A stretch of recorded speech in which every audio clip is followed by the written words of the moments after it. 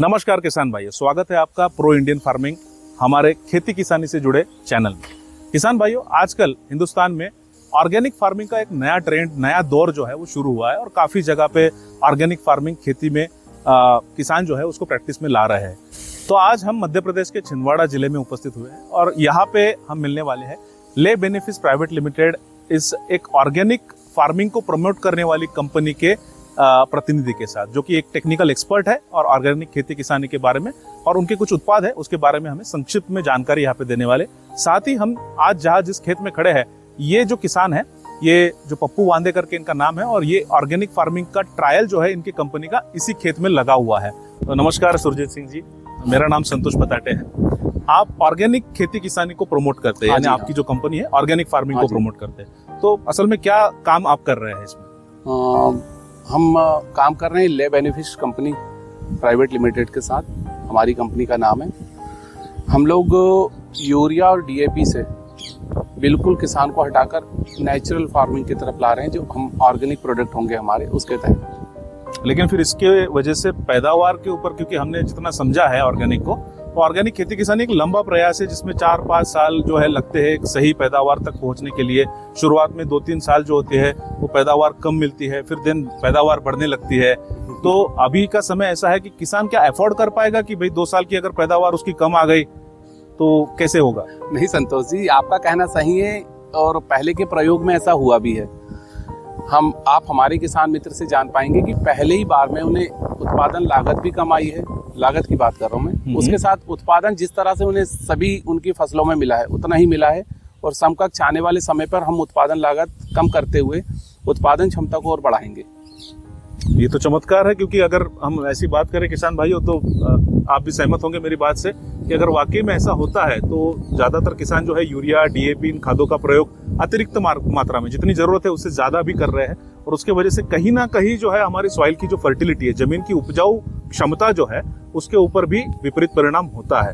तो जैविक खेती एक अच्छा विकल्प है, लेकिन जैसे कि सुरजीत सिंह साहब जो है हमें बता रहे हैं कि इसमें पहले साल से आप अच्छी पैदावार ले सकते हैं, यानी कि सामान्य जो रासायनिक खाद डालने के बाद जो पैदावार प्राप्त होती है वही पैदावार आप जैविक खाद का प्रयोग करके भी कर सकते हैं। तो सर, आप हमें बता पाएंगे कौन से खाद या कौन सी दवाइयाँ या किस प्रकार का व्यवस्थापन जो है, जैसे मक्का की फसल यहाँ ज्यादा तौर पे लगती है, तो मक्का के फसल में जैविक खाद का कौन से आपके प्रोडक्ट्स है? हमने हमारे किसान मित्र को, इन्होंने पहले बुआई के समय पर ये डीएपी यूज करते हैं, तो उसी में हमारा एक ग्रैनुअल आता है। हमने उन्हें डीएपी यूज नहीं करने दिया, उस जगह पर हमने ग्रैनुअल का यूज करवाया। ओके। और ग्रैनुअल के बाद हमने इन्हें साथ में हरित, तो ग्रैन्युअल जो है आपका, वो ग्रैन्युअल डीएबीए का काम करता है। अच्छा, डीएबीए हम बता सकते हैं हमारे दर्शकों की क्या है ये? डीएपी जिस फॉर्मेट में होता है टोटल रासायनिक होता है, डाई अमोनियम फॉस्फेट या एनपीए इन लोग यूज कर रहे थे, वो भी उसकी जगह पर भी हम लोग ग्रैनुअल्स ही दे रहे हैं। ग्रैनुअल्स हमारा ऑर्गेनिक फॉर्म में बना हुआ है, जो नीम खली का कोडेट है, तो जिससे इनकी कई सारी जो माइनर प्रॉब्लम्स जमीन से रिलेटेड होती है, फंगस और कुछ अतिरिक्त, वो भी सॉल्व हो जा रही हैं। क्या बात। और पहली बार मैंने उत्पादन अपने जो पिछले का था उसी के समकक्ष में चल रहा है। ओके। तो ये जो डीएपी की जगह आपने जो विकल्प बताया है ग्रैन्युअल्स वाला, इस उत्पाद का क्या नाम है?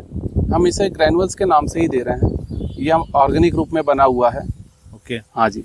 ओके। और इसका कितनी मात्रा में इसको खेत में डालना पड़ता है प्रति एकड़? अगर मान लीजिए मक्का की खेती कर रहा है किसान, तो 1 एकड़ में कितना इसका ग्रैन्युअल का प्रयोग करना पड़ता है? प्रथम वर्ष में हमने इसे 2 बैग करवाया है। कितने किलो की बैग होती है सर? 50 केजी। 50 किलो, यानी लगभग 100 केजी जो है ये ग्रैन्युअल प्रति एकड़ डालना होगा। तो ये बुआई के समय डालना है? कब? बुआई से पहले। बुआई से पहले जस्ट, हाँ। उसके बाद आपको अपना बीज लगाने हैं। दाने के आसपास होगा, दाने को कोई हानि नहीं होगी। एक्चुअली इसका फॉर्मुलेशन जो है वो ठंडक की तरफ होता है। जैसे रासायनिक खाद गर्म होती है, इसलिए इसे पौधों से दूर डालना होता है। तो इसे अगर हम पौधे के पास में भी देते हैं तो समस्या नहीं बनती है। क्या बात है, ग्रेट। देन फिर आगे और इसके बाद जब पौधा जमीन से ऊपर आया अगले 8 से 10 दिनों में, तो हम लोगों ने यूरिया उपयोग करते हैं, तो यूरिया का उपयोग ना करा के हमारा प्लांट ग्रोथ प्रमोटर और सिलिकॉन का छिड़काव करवाया। और उसके साथ ही हमारा एक हरित गुल्ड प्रोडक्ट होता है जो पौधों की जड़ में पकड़ के लिए काफ़ी अच्छा होता है, ह्यूमिक काफ़ी अच्छा बनाता है, वो पौधे में काफ़ी रौनक लाता है। फिर उसकी हमने ड्रेंचिंग भी करवाई थी। अच्छा। हाँ जी। तो इसका प्रयोग भी थोड़ा सा हमें दर्शकों को बताना पड़ेगा हाँ जी। कि किस प्रकार से इसको, क्योंकि यूरिया का तो उनको पता है कि हाँ किस जी। प्रकार से डालते हैं, लेकिन ये वाला तो जिस ही समय आप किसान भाइयों यूरिया का प्रयोग करते हैं उसी समय पर आपको पीजीपी, हमारा plant growth promoter with silicon लेना है आपको। तो पीजीपी हमने दिया था 25 ml प्रति टैंक और पीजीपी 5 ml प्रति टैंक, ये दोनों एक साथ चला जाएगा। उस हिसाब से आप जिस जगह पर यूरिया दे रहे थे उस जगह पर इस लिक्विड को सिंचन कर सकते हैं अपने पौधों पर। तो ये ड्रिप इरिगेशन में दिया ड्रिप जाता इरिगेशन है में या भी यूज हो स्प्रे के जाएगा। माध्यम से भी इसको? दोनों तरह से यूज हो जाएगा। दोनों तरह से। अगर ड्रिप इरिगेशन आपके पास सुविधाएं नहीं है तो आप ऊपर से सींच दीजिए स्प्रे से, नहीं तो आप ड्रिपिंग में भी दे सकते इससे आपका यूरिया का जो इस्तेमाल है हाँ जी। पूरी तरह से हट हैं। जाएगा। यूरिया आपको सिर्फ नाइट्रोजन के लिए आप उपयोग करते हैं, जो आपके पौधों में रौनक बढ़ाता है। हमारे इसमें यह है कि ये जब पौधों में सींचता है तो नाइट्रोजन क्लाइमेट में 78% ही हम लोग पढ़ रहे हैं और देख रहे हैं। जी जी बिल्कुल। तो ये क्लाइमेट से ही 78% जो आपका नाइट्रोजन है उसको एब्जॉर्ब करता है, उसको एब्जॉर्ब कर लेता है। तो काफ़ी कुछ अच्छा खिलता है। फिर आपका पौधा, पत्तियां काफ़ी अच्छी भी दिखती हैं आपको। उसके बाद जितना अच्छा पौधा दिखता है उतनी अच्छी इसमें फूल भी आते हैं, उसके बाद उतनी अच्छे आपके फल भी आते हैं। तो रंधावा जी ने कहा है कि आप इसे सिर्फ ऑर्गेनिक करिए, फर्टिलाइजर ना करिए।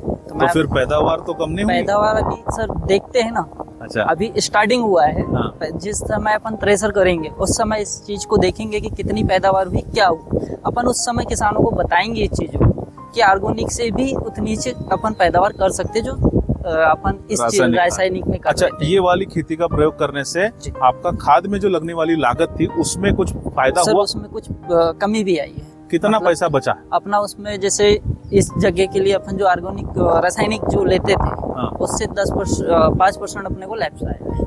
मतलब 5% का जो खर्चा लागत जो लगती थी वो रासायनिक कम। खाद लगाने में, वो तो अभी 5% बच गया बच गया है, खर्चा। खर्चा बच गया है। ओके, तो अभी ये देखना होगा कि भाई पैदावार कितनी बढ़ पैदावार रही है। कितनी बढ़ रही है, कितना क्या हो रहा है, उस विषय अच्छा, पे फिर अभी अपन आपके आगे खेत चर्चा में करेंगे। जैसे आपने ये ऑर्गेनिक का जी। किया है, कितने एकड़ में किया है आपने सर प्रयोग? ये प्रयोग जो 40 डिसमिल में। 40 डिसमिल माने कितना, 1 एकड़ मान नहीं सकते? नहीं, आधा एकड़। आधा एकड़। एकड़ से भी 10 डिसमिल कम आप पूरी तरह से ऑर्गेनिक पद्धति से इस मक्का को ग्रो किया है। गिरो।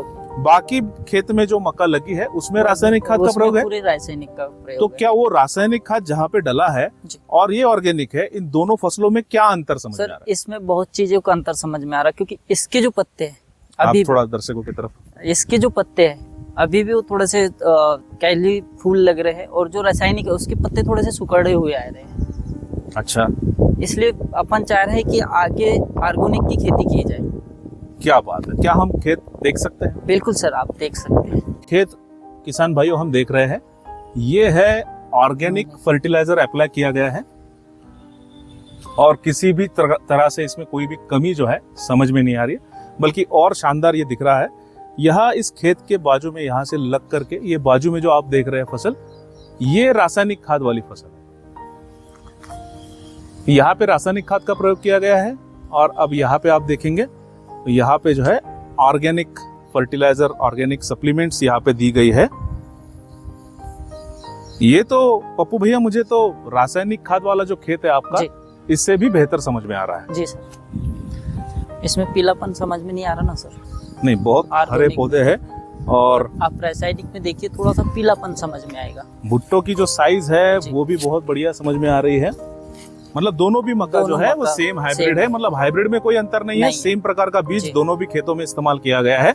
केवल ये जो खेत अभी आप देख रहे हैं स्क्रीन के ऊपर, ये रासायनिक पद्धति के द्वारा इसको उगाया गया है और ये वाला जो आप फसल देख पा रहे हैं, ये जो है ये ऑर्गेनिक पद्धति से, ऑर्गेनिक सप्लीमेंट्स, ऑर्गेनिक खाद इस खेत में दिया गया है और बहुत ही शानदार ये समझ में आ रहा है किसान भाइयों। किसान भाइयों, अभी तो ये एक प्रयोग है और अभी हम देख रहे हैं कि काफी हद तक ये जो प्रयोग है बहुत अच्छी तरह से सक्सेसफुल भी समझ में आ रहा है। सेम प्रकार का बीज, सेम प्रकार की जमीन, केवल जो है खाद व्यवस्थापन में फर्क, रासायनिक खाद से लेकर ऑर्गेनिक खाद की तरफ जो है किसान बढ़ रहा है।